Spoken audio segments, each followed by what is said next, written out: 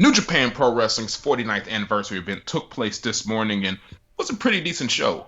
If you are not familiar with us, we are the almighty SOS Wrestling Network. So first of all, thank you for finding us, checking us out, all that good stuff.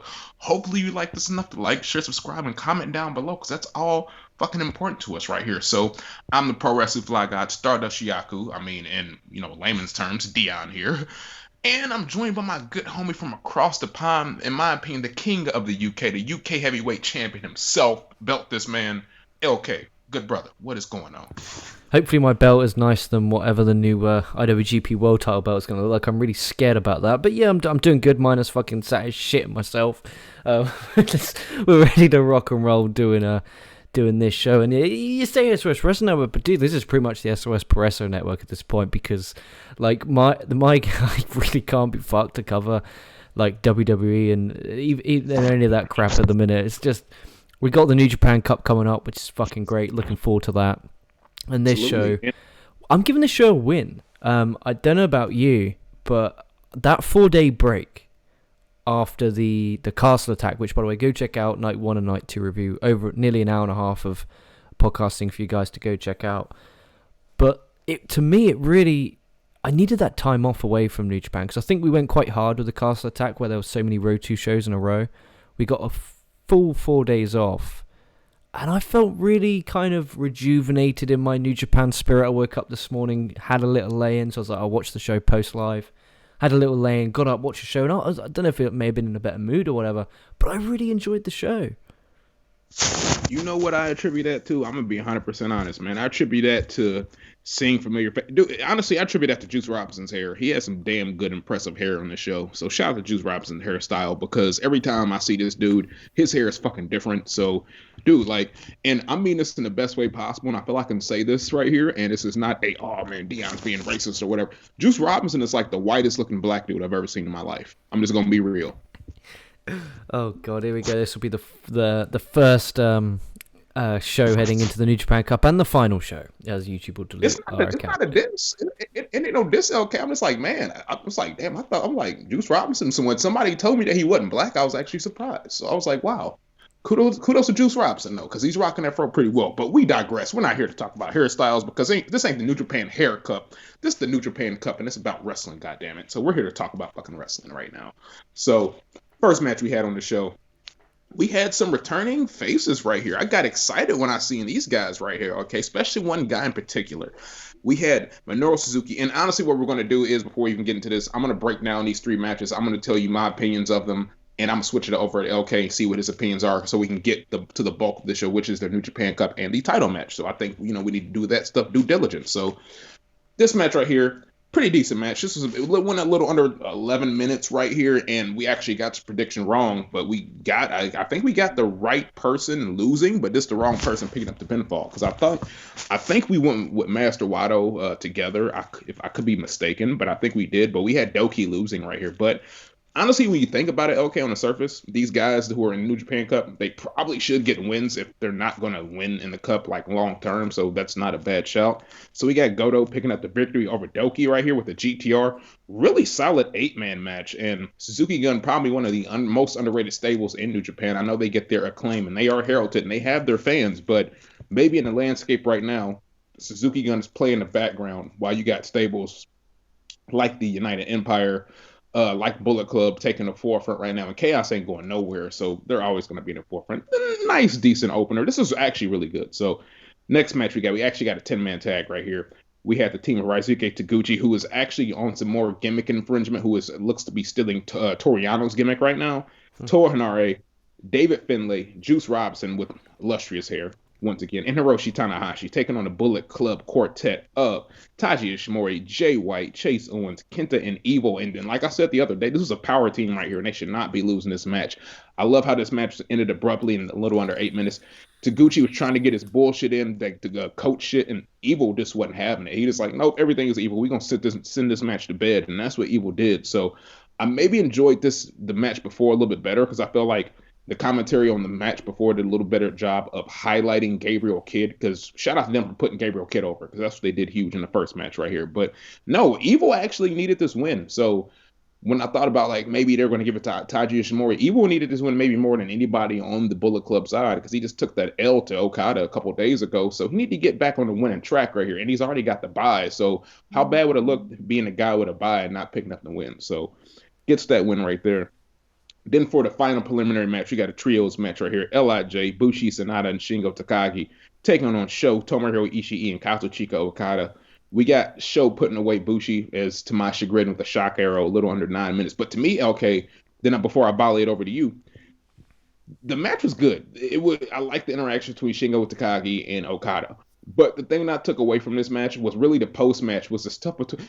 I loved it between Ishii and Sanada because I'm just sitting there kind of like laughing and like when they're like in each other's face and you just kind of can see Ishii's like, yeah, what's up, man? Like, well, we here. You wanna do something or whatever? And like, he's like, well, I just think you a flat out bitch. And then like then Sanada just goes uncharacteristically just starts chopping, and I'm just like, dude, when does Sanada attack anybody post match? So I thought that's plenty intriguing.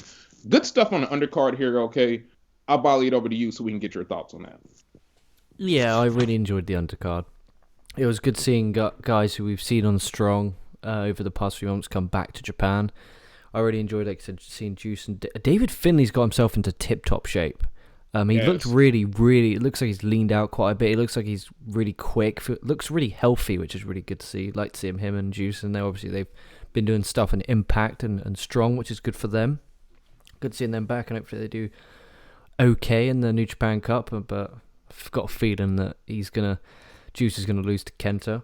The opening match was really good. Good seeing Suzuki. Feels like we haven't seen him in a while. I reckon him and Honma are gonna have low-key a banger. I'm not gonna lie to you. They actually did a good job of making me excited for the Suzuki and Honma. And that's the thing. These prelim matches, they done a great job of making me excited for the New Japan Cup, which was the purpose of them. So it's just another reason why if you don't watch the Road 2 shows, you should, because you get to see matches like this where it really does get your level of excitement for those big time matches up. So I was a fan of that. My favourite was the final match, the 6-man tag with Okada and Shingo. Even Sanada and Ishii. Sanada kind of looked quite motivated. He seemed like he was up for the occasion, being in old Budokan. Before we get to that, do you know the attendance number for today's show? Let me find the attendance number. Hold on, let's see. No worries, you have a quick look, and I go, yeah, Ishii and Sanada. It was a hair under over 3,000. We had 3,026 in the building. Okay, so Stardom beat them. That's interesting. Wow. Yeah, because Stardom beat Tag League and Best of Super Juniors, and Stardom beat. But then, to be fair, this show had 4 days build. Like, it's not like I didn't even know they were doing Budokan until the show, and then I was like, wait, they're doing Budokan on Thursday? No fucking way. So yeah, it is what it is. But yeah, Ishii and Sanada, I thought I had a really good exchange. Looking forward to that. But that Okada and Shingo, that's going to be the match of the first round, the match to watch. So yeah, they just in the end of the day, it was a fun tag match. Nothing. If everyone was on a star system, you'd rate everything 2.5 to 3. It was good stuff. If you have time, watch it. If you don't. But yeah, it was nothing offensive. Good way to start the show. Put me in a good spirit. Absolutely, man. And this now, I think it's time to move on to the important stuff of this show. And honestly, I'm going to be real. I watched these matches in kind of a weird order, even though this card went as a whole. I honestly watched the main event match as the penultimate match because to me, the semi-main kind of should have been the main event considering it's about the New Japan Cup. But I get it. We're in the, anniversary shows. But I just watched it literally out of order. But it is what it is. So first match we got as far as New Japan Cup action. We have Satoshi Kojima taking on Jeff Cobb right here.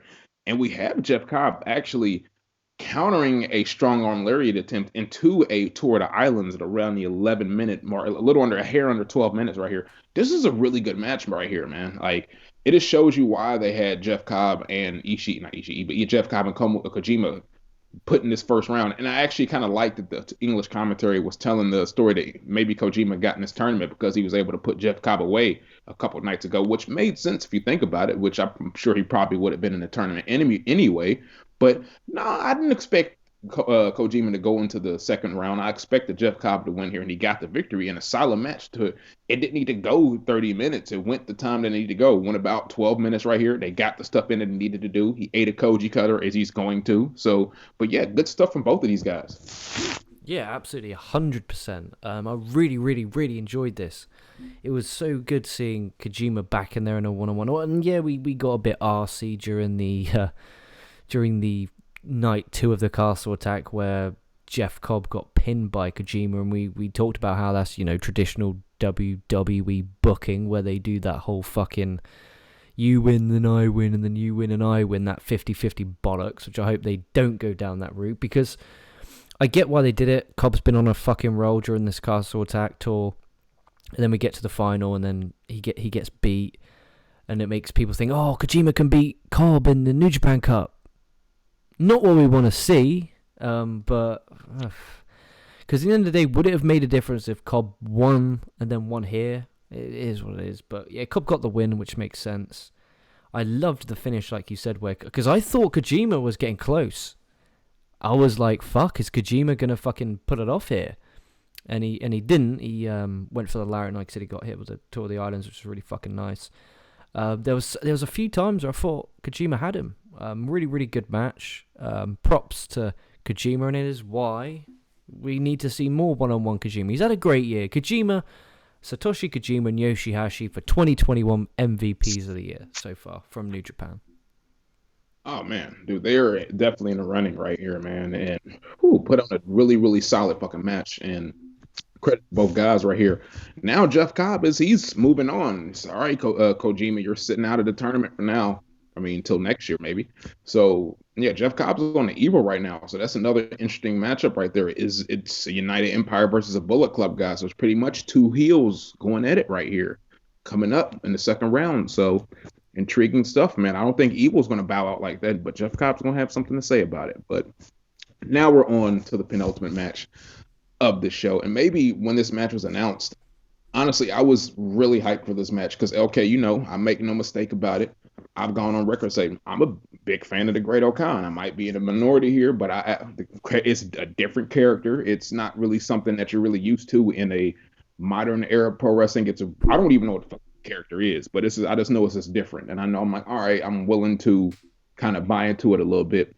And I like the story that the English commentary putting over where they're saying Great Okan was never a fan of pro wrestling. He was never a guy to where like, oh, I like Muto or I like Tanahashi or I like, okay, he never really cared about any of that stuff. So I kind of like that they're playing that into a story to where he's almost doing this because he makes some money. And I kind of like that in a way. It's like this pays the bill, not pays the bills, but I make money doing this and yeah, I'm going to do it. So it's facing off against, of course, my favorite wrestler, the GOAT himself, Tetsuya Naito right here.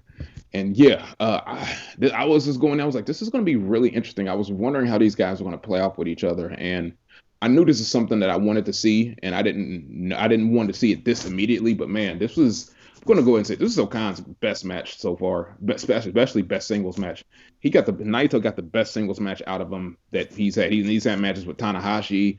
So yeah, that's saying a whole lot. Like I said, I tweeted it out. I was like, Naito's the GOAT because he just got Great Okada have a damn good match here in about 20 minutes and 20 seconds. And when we predicted this, I was wanting Naito to win selfishly.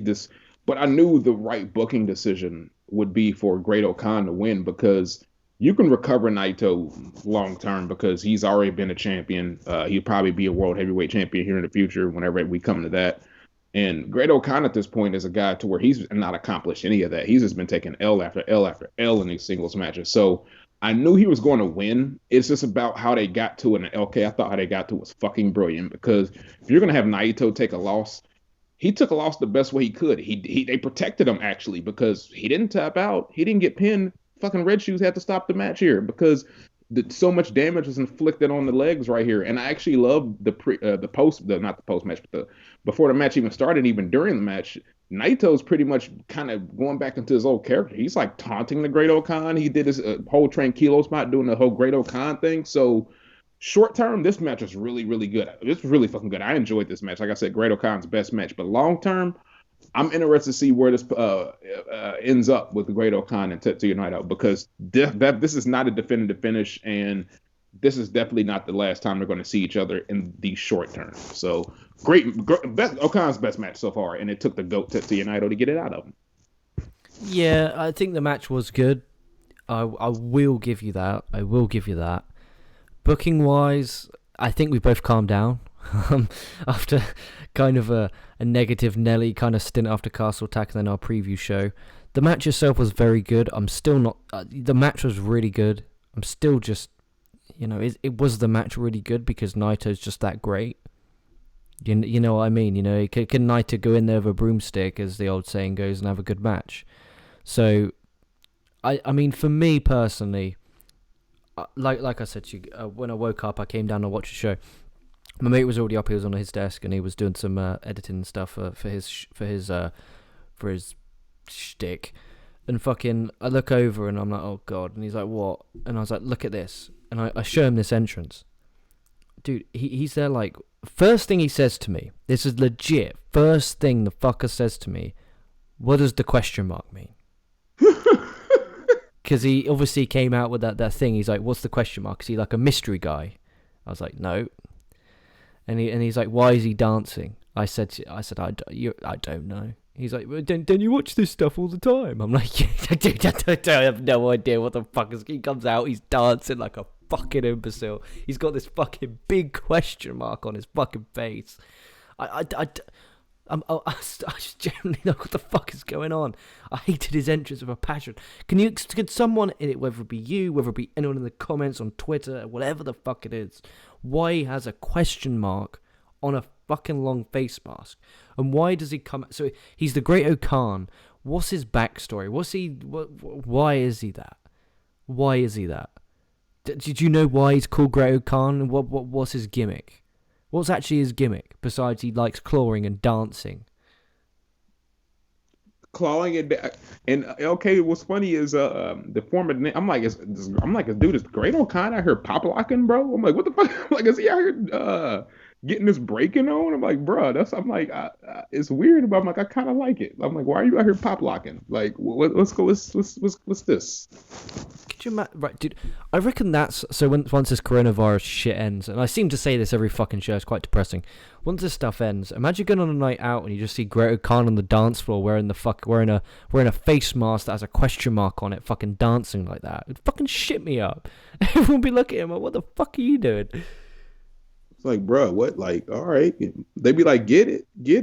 Still didn't answer the question. What is his gimmick? Why is he the Great Okan? Is there a backstory to this? Is he some medieval ancestor of some dude? Like, I have no idea about this gimmick, man. He's a guy who calls himself Great Okan and he dances and wears a question mark thing.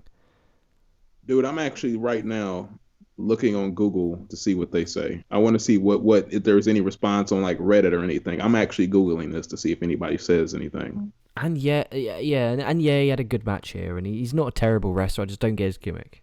Which, like for me, I'm a real character driven. I want to care about if they win or lose, and obviously I cared because I wanted Naito to win. And when he didn't win, I was like, oh, fuck's sake. Okay, go on. Now go ahead. I'm about to say I found an answer, but go ahead. Oh, okay. So yeah, it was kind of like I wanted Naito to win, but like you said, it does make more logical booking sense for the Great Khan to win. I just pray he doesn't fucking win the whole thing. But the match itself was really, really good, and I love the move that Naito's hitting in that corner. It's kind of like a reverse DDT, but he like flips over him off the second rope. It's called something. It's like a type of stunner thing where he flips over him and hits a stunner. Oh, okay. Yeah, the Diamond Dust. Yeah. I fucking love that move. Really, really big fan of that. He hit it during the Castle Attack match with Ibushi, and he hit it here again, which is really fucking nice. But yeah, the match itself was great. Now I'm ready. I'm ready to hear Great Okan's gimmick. I'm ready for my mind to be blown and changed. Actually, yeah. My mind is blown now because it actually kind of makes sense when you think about his movements and everything. Now his fucking ring entrance, so it makes sense.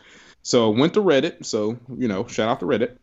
It says that this is what the thread name is. For anyone wondering what the hell Great Okan is supposed to be, here's a representation of the Kayanoshi. It's in parentheses a hopping vampire / corpse.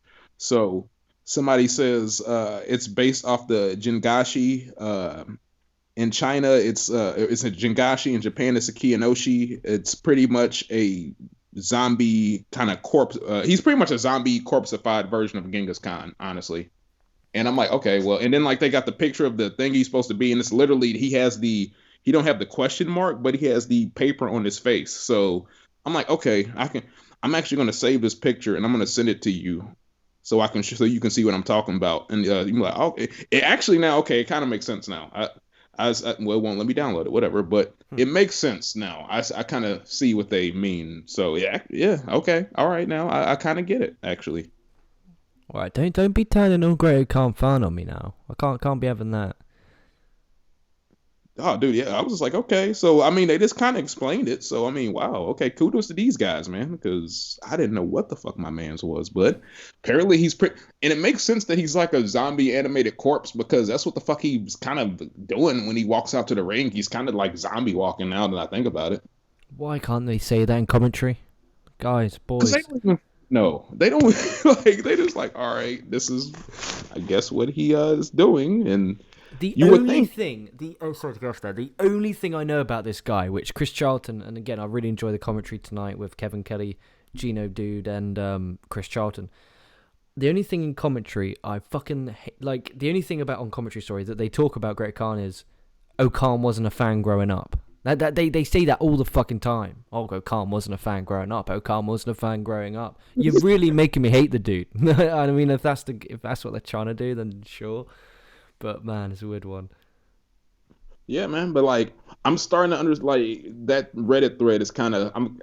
I've already liked them, of course, like I was saying. But that Reddit thread kind of opened. I'm like, okay, this is what he's supposed to be. Then that's actually what he's kind of doing. So it's like, all right, it's an interesting character to partake. Like I would say. But so in that same realm, so is evil. So I mean, evil's not. He ditched the fucking scythe, so that's good for evil though. But yeah, man, good match. Naito at some point is going to get a little revancha. We don't know when that is. Maybe Kazuna Road. Maybe who knows? Maybe Sakura Genesis. Who knows? Maybe we'll get a Naito Great Okan singles match at Sakura Genesis. Be on the lookout for that. So yeah, now we're in the main event, guys. Main event time, man. And now was okay, do we call this the IWGP Intercontinental and Heavyweight, or is this now just the IWGP World Heavyweight? I guess it's that now. I mean, I don't even fucking know what to call it at this point. This is for the belts. This is for the belts at this point. We got Kota Ibushi taking on El Desperado, and we did kind of shit on the commentary for always saying, oh man, he was never a fan. He was never a fan.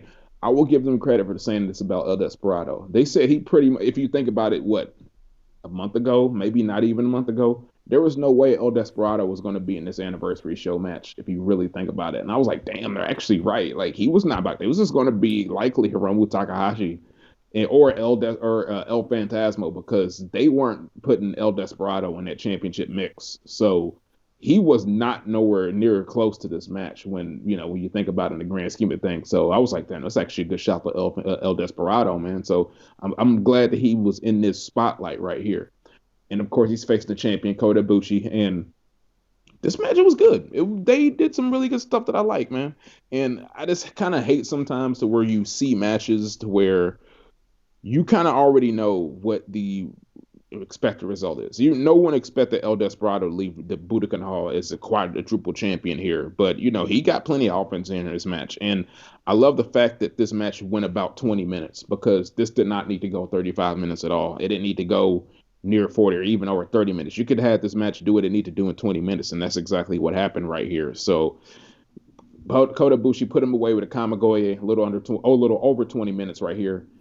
Good match. I like the match. I also like the post-match when Kota Ibushi's giving his speech and Tanahashi's damn near death staring this dude. Like, yeah, I don't like what you've become, my son. Like, that's just really what he's just like, okay, like, yeah, you on some bullshit right now, Kota Ibushi, but we'll get to you when I get to you. But no, it was a good match right here, man. Shout out to Despy for getting this main event slot, because he wasn't even going to get it if, circumstances didn't happen. Good match, but we all know Kota Ibushi is retaining, and it just I hate to be a negative Nelly, right? Negative Nancy, but it just continues my theme of Kota Ibushi having padded defenses, because Sonata wasn't beating him, and Desperado wasn't beating him. Oh, dude, I was in a great mood on the show, and you had to bring up the fucking Sonata defense. God damn you. Sorry, LK. It's like a trigger. It's like a trigger warning. It's fucking. Do you remember you used to say that trigger warning before every show? That's some old school SOS shit right there. Yeah, the match itself I thought was really really good. Especially the final five minutes or so. I thought was really fucking good. They definitely took it up a gear. Really really enjoyed it. And even to when there was one point, it was the stretch muffler where they rolled out of it, and Despy got a near fall, and it was a cradle, and it was a fucking good near fall. Like I thought, fuck me, they've actually put the belt on Despy, but then it obviously just kicked down and hit the Kamigoye, which is fine. Like you said, everyone knew he was gonna win, and like you said, padded defense makes a lot of sense. But overall, though, match itself was good. There was not a bad match on the show. Kojima and Cobb delivered. The prelims delivered. Naito and Great Khan, all jokes aside, was a good wrestling match, and I did enjoy it. It made booking sense, and Ibushi got a win, got another defense in his record.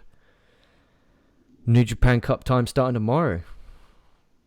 Yeah, man. Do you want to? We don't have to review the main card, or not review. Do you want to like real quick just predict the card tomorrow? Yeah, of course. Yeah.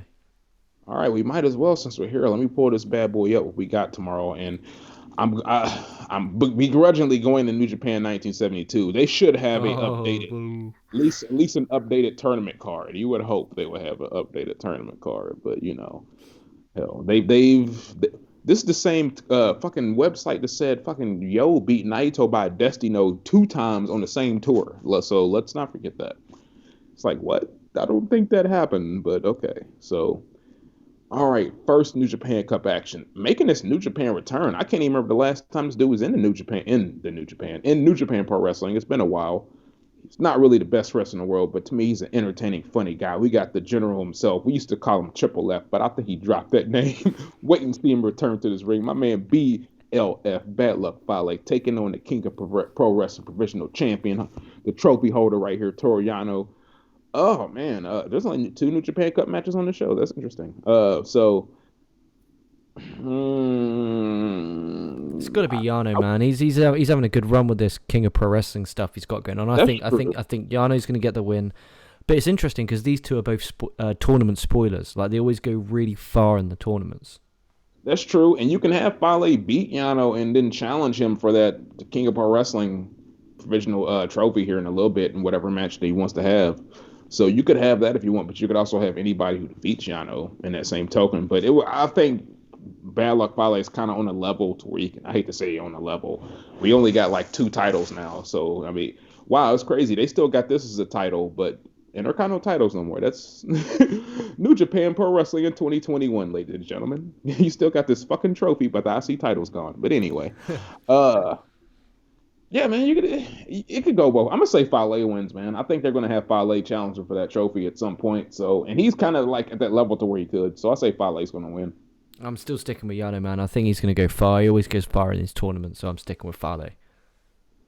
And see, that's weird. They put 2 guys who normally are spoilers against each other. That's an interesting tournament, like bracket placement. So then the main event, man. The main event's super interesting. Maybe not to the, I don't hate to say casuals, because casual is a bad word, but to the hardcores, this is a super interesting main event right here because we have main eventing this show.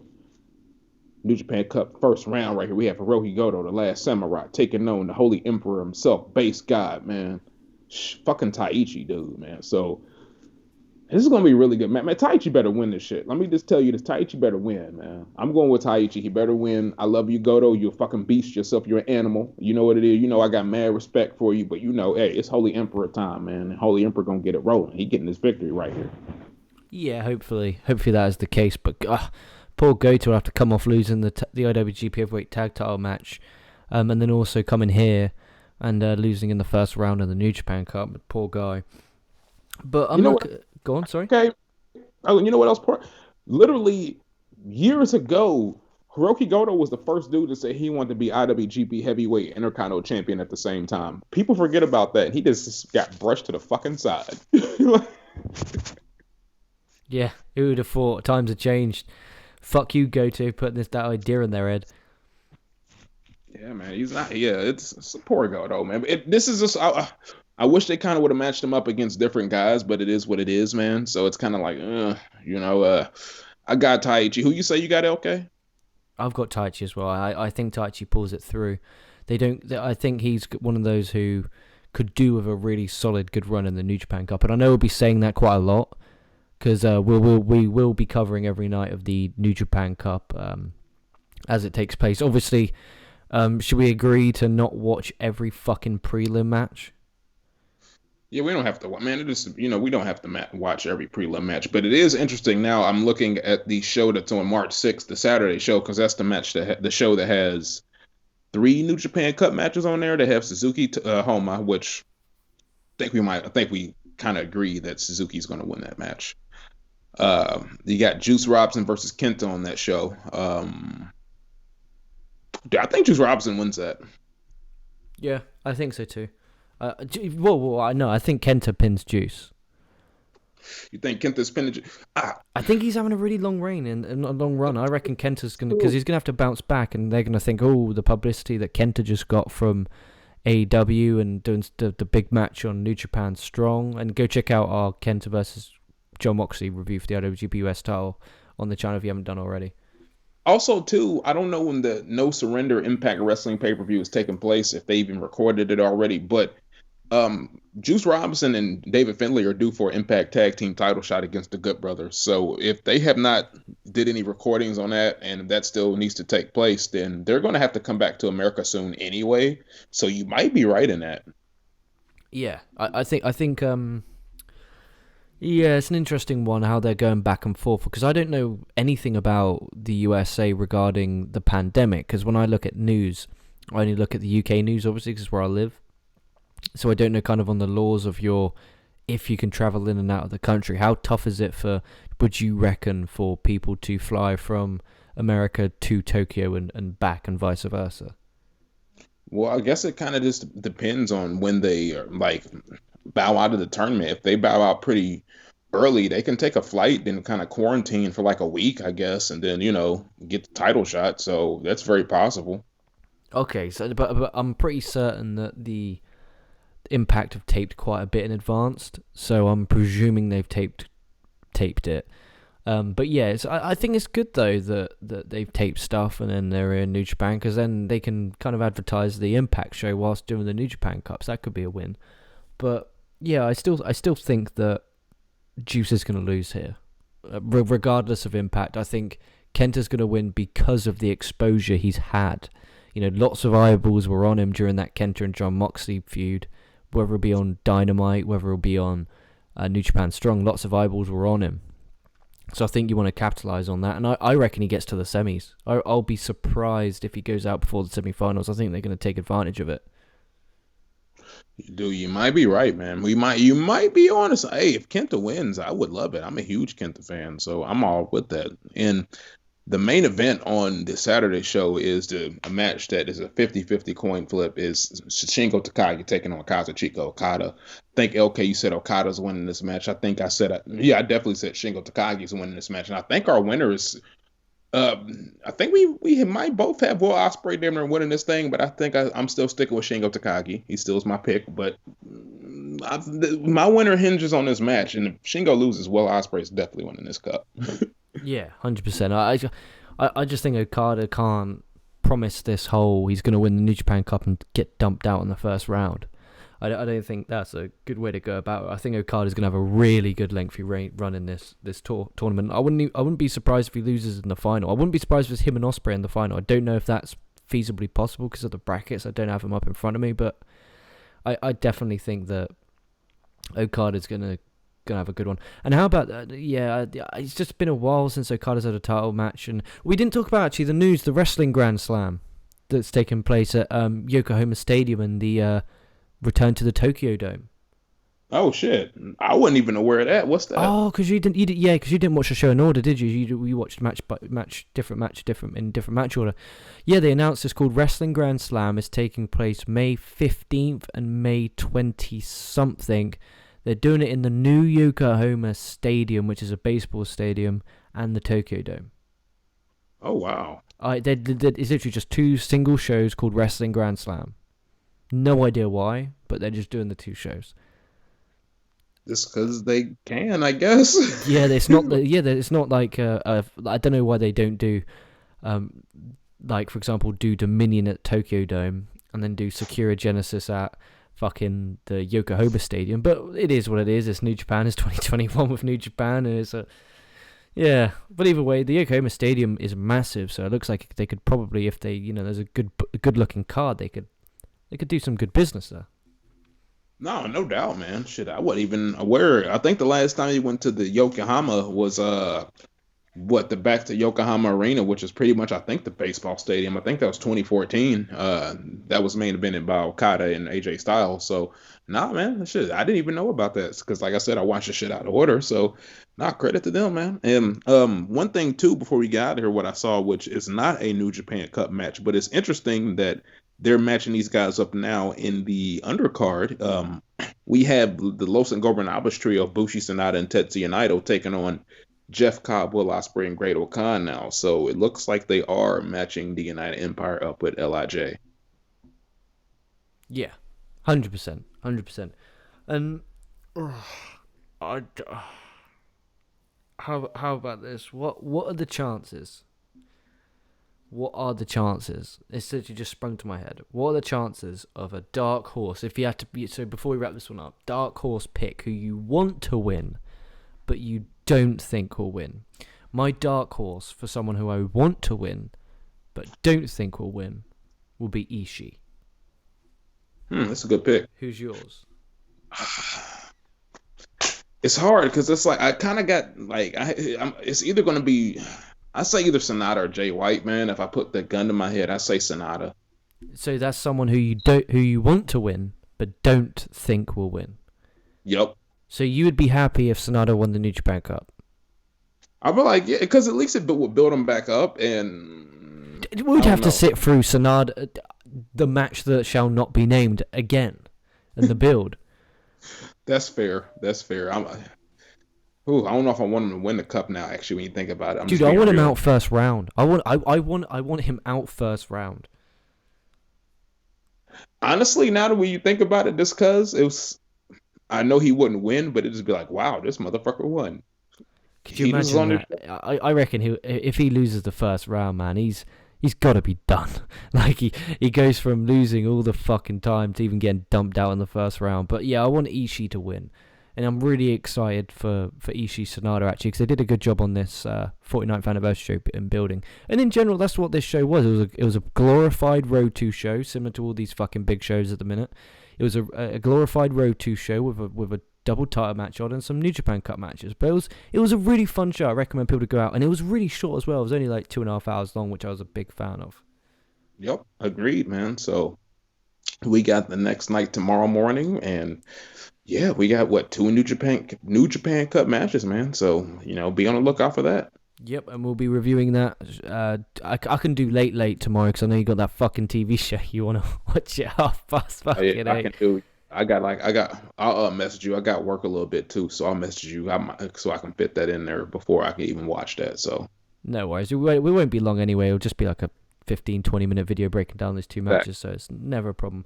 But yeah, thank you for the listening, everybody. We went 40 minutes covering the 49th anniversary show, as well as breaking down some New Japan Cup action. Yeah, we'll be back covering every single night of the New Japan Cup. So like, comment, smash the damn subscribe button. Dion, take it home. As always. You know what it is, man. Almighty SOS Wrestling Network. Like my good homie said, like, share, subscribe, all that great stuff. Tell a friend and tell a friend, because the price of subscriptions, my boys, is $3.99. So go ahead and do that shit.